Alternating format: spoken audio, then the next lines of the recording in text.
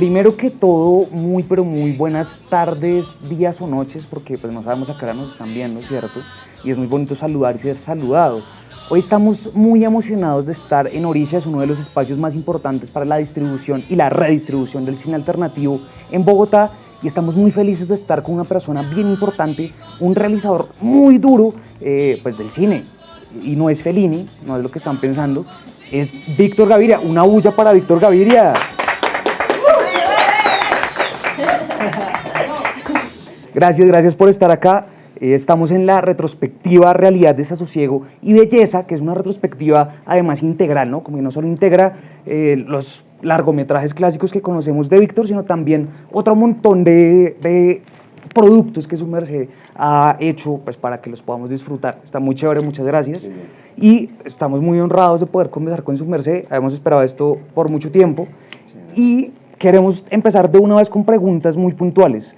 Resulta y acontece que usted por allá, a mediados del 85, ya estaba haciendo cine, y a mediados del 85 en Colombia ya habían pasado un montón de cosas, ¿no? Como que estamos en auge del narcotráfico, también teníamos un montón de guerrillas en ese momento, y también resulta que teníamos un pasado cinematográfico en Colombia, ¿no? Ya había pasado el tercer cine por acá, y también ya teníamos a la gente de Caliwood haciendo cine en Colombia, ¿no? Entonces, bajo todo ese antecedente cinematográfico, político y económico que se estaba desarrollando en Colombia, llega una pregunta, ¿y cuál es esa?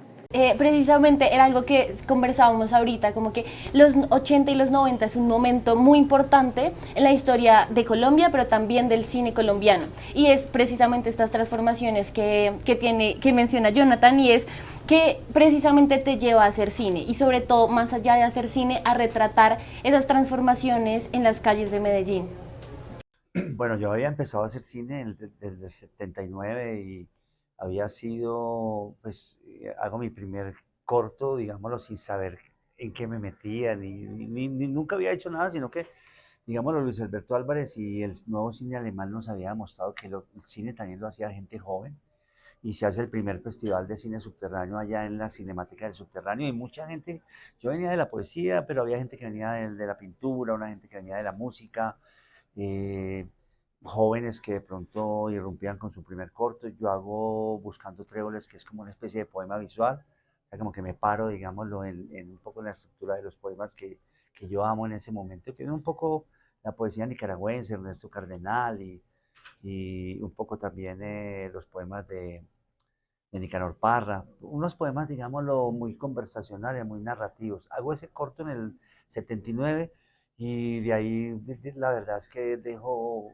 la psicología y empiezo a estar en la casa de Luis Alberto Álvarez y empieza como un proceso también de hacer cortos en Super 8, hago también cortos en Parafocine que hacen una convocatoria que se llama Mediometrajes para Televisión.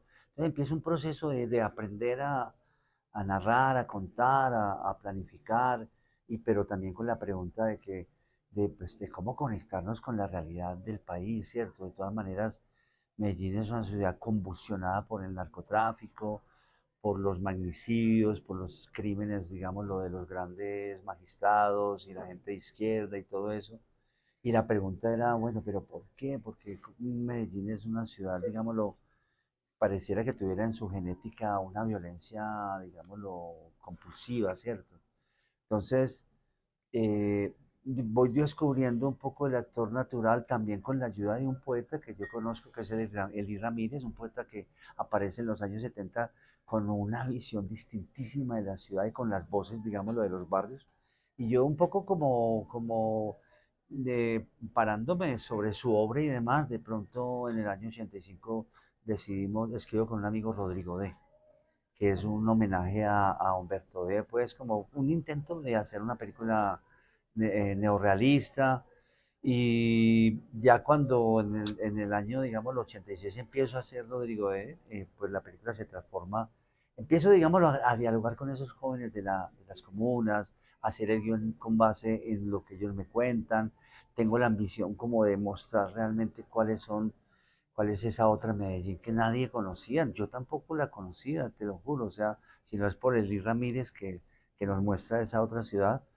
Y hacemos Rodrigo D. que se transforma en Rodrigo de una película neorrealista en no futuro, una película actual, en donde la ambición nuestra es dar a conocer ese Medellín, conocer nosotros mismos esa ciudad, y hacemos esa primera película de realidad que es Rodrigo de no futuro. Víctor, y pues muchos dicen, y también puede ser una categoría, usted es un hijo del neorrealismo, pero yo considero también es un neorrealista. Sus películas son viscerales, pero también tienen una carga poética profunda. Y ahí es donde yo quiero hacer la pregunta específica, y es, ¿cómo concilia usted el realismo con imágenes poéticas en el cine, pero sin caer en una romantización de esa pobreza y de la marginalidad? Bueno, yo creo que yo no era consciente de que estuviéramos haciendo un cine de poesía para nada, no te lo digo que no, pero digámoslo, este es un cine que nace de la conversación con los propios actores naturales, que son los que me dan cuenta de esa ciudad distinta, ¿cierto? Y entonces yo no sé, yo creo que también por el poeta Eli Ramírez, o sea, el hilo que hace es mostrarnos descarnadamente las voces de esos barrios. Y son unas voces todas llenas de una jerga, eh, llena de metáforas, ¿cierto? En donde el enemigo que de pronto te cruzas con él y que tienes que darlo de baja, digámoslo así, es un enemigo al que se le llama el traído, ¿cierto? Y digámoslo, yo me encuentro con estos pelados que están todos atravesados de una lengua llena de metáforas, de figuras retóricas, digámoslo. Y entonces cuando ellos te hablan, cuando yo converso con ellos y después ya en el rodaje de la película ellos improvisan como actores, digámoslo, naturales de la película, ese lenguaje está lleno de poesía, ¿cierto? Y además porque digámoslo, yo empiezo a construir Rodrigo de No Futuro a partir de unos episodios que ellos mismos me cuentan y que están llenos de poesía, ¿cierto? No sé si ustedes se acuerdan, yo hablo una vez con una pelada, estamos, digámoslo, en el barrio, con Dorita, que después hace un papel en la película, y ella de pronto en un momento dado mira hacia el cielo y se emociona, ¿cierto? Y dice, Orión, guerrero gigante, con todas tus fuerzas. Me lo dice a mí en una calle y yo inmediatamente recuerdo eso y lo hago parte de la película. Y la película todo el tiempo está lleno de esas pequeñas palabras, de esas voces que son las de los mismos muchachos que están de todas maneras viviendo una juventud trepidante, llena de intensidad, llena de miedo, de incertidumbre, que es la de todos estos guerreros de la calle. O sea, de todas maneras estos pelados de Rodrigo D son unos guerreros que no son muy conscientes que esa guerra los va a llevar al no futuro, que esa guerra es una expresión del no futuro, pero en ese momento yo creo que también por la atmósfera que había, digámoslo, del cartel de Medellín, del narcotráfico, en donde parecía que era una guerra que se estaba ganando. O sea, los pobres del mundo, a través de las armas del cartel y del narcotráfico, estaban ganando esa guerra. Y la ganaron. Ustedes saben que de alguna manera la ganaron. Y después ya la hemos perdido todo, ¿cierto? Pero en su momento ellos ganaron esa guerra. Listo, y justamente ahorita hablando del parlache, ¿no? Como de esta jerga callejera de Medellín, que es bien interesante, le cuento de manera rapidísima. Para un trabajo de la maestría hice una sistematización de todas las groserías que aparecen en La Vendedora de Rosas. Es una visualización de datos interactiva, después se la va a mandar para que la vea. Una cosa bien interesante que se dibuja por minutos, por los personajes, cuántos personajes dicen cada grosería, en qué momento lo dicen. Es bien interesante porque le da un panorama a uno de lo que pasa en La Vendedora de Rosas, especialmente a través del lenguaje. Y la pregunta que queremos hacerle también es a través del lenguaje, pero también pensando pues el lenguaje audiovisual en este caso. Y entonces sería cómo conciliar esa tradición oral y popular, evidentemente, con la imagen audiovisual de la calle, ¿no? Como ya de filmar en la calle, y poner en narrativa esos espacios, justamente, esos espacios populares. Nosotros, digámoslo, pues lo digo con vergüenza, cuando empezamos a hacer Rodrigo de no conocíamos los barrios de Medellín, los barrios populares, esos barrios que uno veía siempre desde el fondo del valle, ¿cierto? Y los conocíamos por el I, sí los habíamos conocido, y ustedes saben que la poesía, cuando es verdadera, hace que uno entre profundamente, no descriptivamente, ni folclóricamente, ni costumbristamente, sino profundamente en el alma de esos barrios. Entonces nosotros los conocíamos de esa manera, pero cuando íbamos a hacer Rodrigo empezamos a encontrar, digámoslo, toda esa arquitectura extraña de esos barrios, en donde de fondo se veía la ciudad de Medellín, y empezamos con mucha emoción a recorrer esas calles, unas calles en donde las casas, digámoslo, estaban en obra negra todavía, ¿cierto? Con unos espacios muy extraños, ¿cierto? Como muy, donde muchas veces, digámoslo, uno estaba, por una parte de la casa estaba en un primer piso, unas casas de tercer piso, pero cuando iba a la otra calle de allá, el tercer piso era el primer piso de esa otra calle, o sea, unos espacios totalmente relativos, relativizados.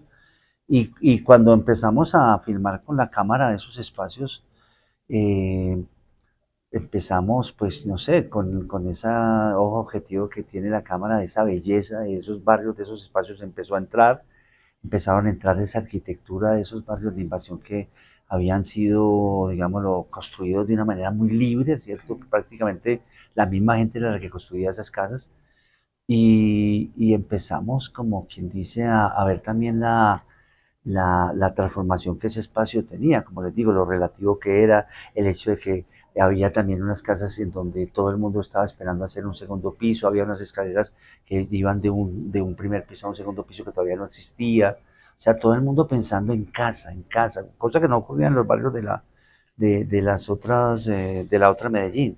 O sea, la presencia de la casa, la construcción de la casa, la construcción de un lugar para vivir, unas calles que a veces eran de escaleras, a veces eran de pronto de piedra, de manga, de pasto, pues, en donde habían paredes, pero habían también unos barrancos con unos árboles. Eran unos espacios que se transformaban todo el tiempo en otra cosa.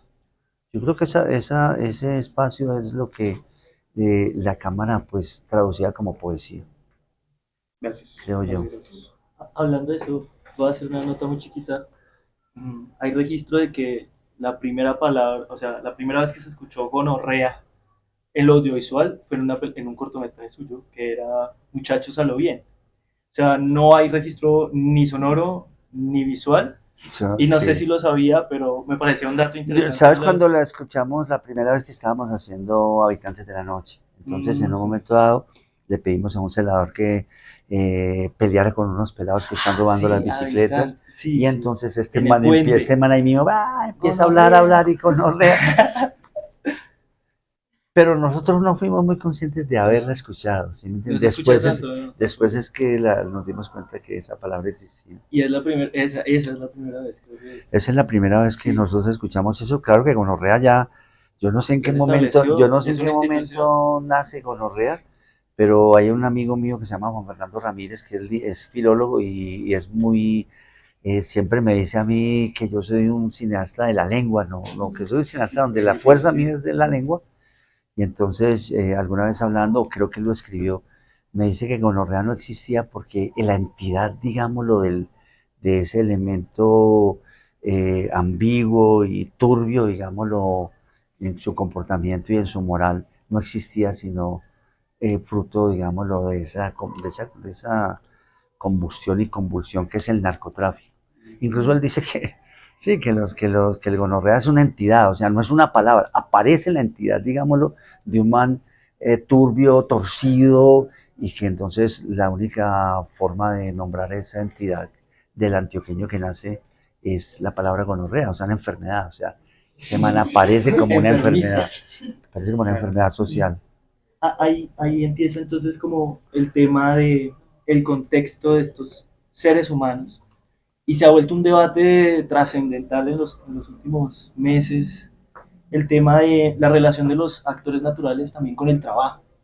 La gente considerando a los actores naturales, y es verdad, son trabajadores de una gran película, eh, pero también son personas que viven en esos contextos en los que también se ven personificados, ¿sí? Viven en esos contextos.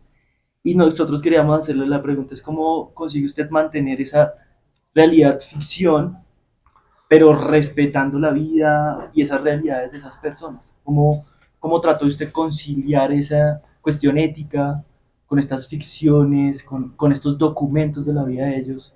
Y pues obviamente respondiendo a ese trabajo que estaban dando como Pues actores. digámoslo, pues ahora se pregunta mucho que si los directores, digamos, lo que estamos en ese diálogo a través del cine con esos mundos de exclusión, estamos aprovechándonos de estas personas, si estamos agarrando pueblo y todo eso, ¿cierto? Sí. Sí, no, y en el fondo no es fácil responder a eso, ¿cierto? Pero yo pienso que, digámoslo, en el trabajo que yo hice cuando empiezo Rodrigo Bueno Futuro, es un trabajo de un diálogo inmenso, de una enorme conversación, de un deseo por encontrar también, definir, digámoslo, la otra ciudad, pero obviamente no somos nosotros los que definimos la otra ciudad, sino que estas personas que llegan a la oficina a conversar con estos cineastas que éramos nosotros que íbamos a hacer nuestro primer largo, pues estas personas también de pronto no sé, pero no habían tenido la oportunidad de decirle a otras personas distintas a los barrios quiénes eran. Entonces esas definiciones de lo que eran ellos eran unas definiciones, digámoslo, que tanto necesitaban ellos como nosotros. O sea, ese diálogo es un diálogo sincero, verdadero, es un diálogo que está intermediado por el cine, por la cámara, y por lo tanto es un diálogo necesario, importante. Nosotros estábamos haciendo Rodrigo de No Futuro porque la verdad es que necesitamos también saber quién éramos nosotros, qué éramos, pues qué era esa ciudad que estaba convulsionada, ¿sí me entienden? Que eran estas personas que estaban al otro lado, después de entendimos nosotros que era la exclusión, ¿cierto? Que vivían tan cerca de nosotros, pero que estaban metidos en esa otra película tremenda que era y hacer parte de unas organizaciones armadas, de alguna manera, en lucha contra la policía. ¿Quiénes eran estos muchachos que habían puesto la esperanza en las armas, en los fierros, que creían que el cartel de Medellín era un referente y que mostraba un camino? Pues, o sea, nosotros, yo creo que este diálogo es muy importante. O sea, ese diálogo que se dio, y era un diálogo que nosotros no traducíamos. O sea, fíjense, era que nosotros en Rodrigo de No Futuro, eh, eh, pues, digámoslo, con toda el amor a la verdad, lo que salió de allí es una película muy mal hablada, como tú dices, ¿cierto? O sea, yo cuando veo de pronto también La Vendedora de Rosas y veo a esas niñas hablando de esa manera que escandaliza a todo el mundo, incluso a mí me escandaliza en cierto sentido, pues yo digo, ¿qué otra manera podían estar estas personas frente a la cámara hablando si no era con esa bronca, con ese rencor, con esas palabras llenas de insultos, ¿sí me entiende? Es Entonces, decir, bien yo, yo, hablado. creo, yo creo que está muy bien hablado eso. No había otra forma de hacerlo distinto y creo que esa disrupción y ese odio, ese rencor y ese mal habla, esas niñas y niños y jóvenes hablando de esa manera, creo que no había otra forma de ellos presentarse ante la ciudad. No había otra forma. Nosotros no los traducimos, ¿sí me entiendes? O sea, el cine es un arte de traducción, pero en ese sentido nosotros no los traducimos, no les dijimos que hablaran de otra manera o que calmaran, no, ellos, eso irrumpía y eso estallaba esa forma de hablar. Y ya pensando un poco como hacia el futuro y también hacia el presente, tus películas hablan sobre un contexto social en específico, como los 80, 90 y los 2000, y nos hablan como de los problemas sociales que están sucediendo ahí. Pero ahora, en el 2023, el país se ha transformado completamente, estamos en el gobierno del cambio y se están viviendo un montón de transformaciones. Pensando en eso, ¿de qué va tu próxima película? Bueno, digámoslo, no, yo estoy haciendo una película hace años que no he podido, digámoslo, empezar a rodarla, la he ido preparando cantidades, pero es una película de una familia que yo conozco en el año 2000. Tiene un momento histórico muy concreto que no puedo, digámoslo, yo de alguna manera pues tergiversar y es el momento en donde están las milicias en los barrios, se han tomado las milicias de las FARC, digámoslo, todos los barrios de Medellín están mandando, están soñando con la utopía de hacer en esos barrios, digámoslo, comunidades socialistas y demás, pero que ejercen una violencia brutal, brutal, según la gente lo recuerda. Es ahí donde empieza mi película, en ese momento en donde entran los paracos, expulsan la guerrilla y las milicias de Medellín, pero no porque no lo estoy haciendo, digámoslo, o sea, lo hago en un sentido político para que se vea, digamos, lo que estaba viviendo la gente, pero estoy contando esa historia de una familia, de una mamá que se da cuenta que todo lo que ha hecho no ha servido de nada, ¿cierto? Que, pues, es decir, toda es la lucha contra la pobreza, es una cosa que de comenzar todos los días y todos los días nunca poder superarla. Y tiene tres hijos que han encontrado como en la alteridad una forma de vida. Eso es lo que me interesa de esa película. Una de las niñas ha encontrado, digamos, ha encontrado en las calles otra casa, ha encontrado en las calles y en la droga otros placeres, ha encontrado en la gente casual y huérfana de la calle una hermandad. Otra de ellas ha encontrado en la prostitución una forma también de vivir. Y el otro pelado ha encontrado en estas bacrines y en estos grupos armados también una utopía de que va a tener por primera vez va a salir de la pobreza y va a tener una economía, una vida estable económicamente. Entonces esa es la familia que yo quiero mostrar. Es una familia pues realmente de alteridad completa, una familia enloquecida, pero esa misma familia está todavía en estos barrios. O sea, han pasado 23 años y digámoslo, cuando uno va a los barrios de Medellín, está la misma estructura, digámoslo, el lavacrín, la gente vacunando a las tiendas, digámoslo, toda esa cantidad de economías clandestinas que son la prostitución, la droga. No sé, eso no ha cambiado, Medellín en ese sentido no ha cambiado, aunque es una película, como les digo, que se establece, más o menos se define a partir de esos años del 2000 al 2003, de todas maneras esa misma ciudad en la que ahora estamos viviendo. Y nos queda tiempo para una última pregunta. Y pues la situación en Medellín y en general en el país es muy difícil, pero sobre todo para nosotros, los que nos dedicamos al cine. El cine siempre ha sido difícil y para los que no saben, ahora Víctor tiene una nueva profesión y es conductor de carro fúnebre. Cuéntanos muy brevemente cómo esa participación en Ángel 69 y qué tal es conducir un carro fúnebre. No, yo cuando me invitaron a esa película, pues yo no sé por qué yo pensé que eso era una rumba y entonces yo me fui con todos los elementos y me parece, pero los que están haciendo la película no eran para nada, o sea, no estaban en lo que yo estaba, no, es una gente muy seria, en cierto sentido me hicieron pues componer un poco y entonces me montaron a ese carro fúnebre y di vueltas por toda la ciudad y me sentí muy bien manejando este carro. Me parecía que yo iba adelante de algo, iba buscando algo, iba como atravesando las calles con una enorme facilidad, como que ese carro fúnebre me pareció un elemento de atravesar la ciudad muy, muy hermosa. No sé cómo se verá en la película, pero ¿No la has visto? no la he visto, Bueno, pendientes. 27 de julio, el estreno de la película, el debut de Víctor como conductor. Sí, a mí me sorprendía, mira, yo tenía la idea de que estos muchachos que están haciendo esa película no se habían preparado. No sé por qué yo había concluido, cuando yo veía los planos y todo el grupo de trabajo, me sorprendían lo serios que estaban estos muchachos y lo bellos que eran los planos. Incluso cuando yo me hacían los planos a mí, yo me veía muy bien fotografiado, de verdad, con una luz muy linda. Y hubo un momento en donde ellos hicieron como un recorderis de la vendedora de rosas de noche, aparecieron unas peladas vendiéndome, fue muy hermoso todo eso. Ese guiño fue muy lindo. Cuando la vimos hace poquito fue muy lindo ver Ah, ese qué guiño lindo. de Yo me emocioné que le venía también. una rosa a ustedes. Es una cosa muy loca, ¿no? Una rosa para el muerto. Sí. Bien lindo. Sí. Yo creo que en el fondo, digámoslo, no había otro carro en el que yo pudiera estar así tan cómodo, porque en el fondo, no, te lo digo, porque en el fondo todo lo que fue Rodrigo fue también una experiencia fúnebre, muy fúnebre. Cuando hicimos después Yo te tumbo, tú me tumbas, también fue muy fúnebre todo eso.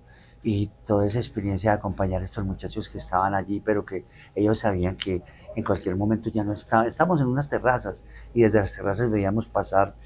Era increíble todos esos años como todas las tardes pasaban 2 o 3 velorios o carros llenos de muchachos de los barrios, todo el mundo sacando la cabeza por las ventanillas, y la verdad que todos esos buses con esas trompetas muy fúnebres, y pasaban, iban para el cementerio, todos ellos, y era una cosa, una cabalgata fúnebre. Yo estaba en ese carro también en una cabalgata muy fúnebre que de alguna manera es lo que he vivido con estas películas.